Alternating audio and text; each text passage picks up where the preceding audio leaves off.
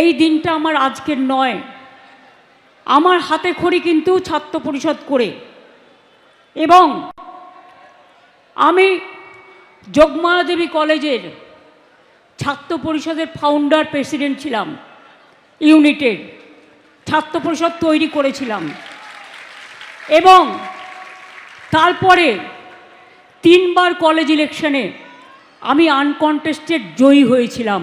আমার বিরুদ্ধে কেউ প্রার্থী দিতে পারতো না, কারণ আমি ছাত্রীদের সাথে মিশতাম, ছাত্রীদের সাথে তাদের সুখে দুঃখে থাকতাম, তাদের ভালোবাসতাম।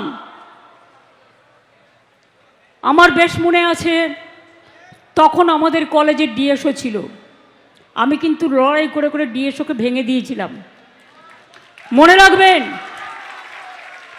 এবং আমাদের থেকে সিনিয়র তখন পার্থদা ছিলেন, অশোকদা ছিলেন, অশোকদা এখানে উপস্থিত আছেন, আমাদের স্টেটের জেনারেল সেক্রেটারি ছিলেন অনেক পরে, তার আগে অবশ্য কাশীনাথ দ্বারা ছিলেন, তারা মারা গেছেন।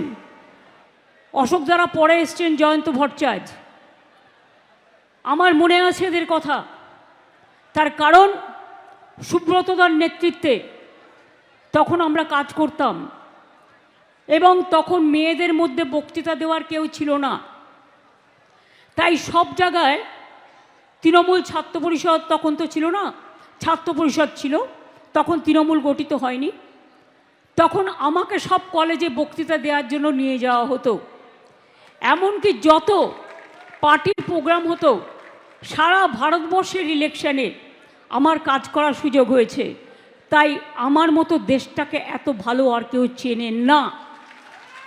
এবং আমি দেশের সব প্রান্তরে গেছি, সব ভাষা জানি, কোন মানুষ কি চায় তাদের মনের ভাষাটাকে বুঝি, তাই ভারতবর্ষটাকে বুঝি।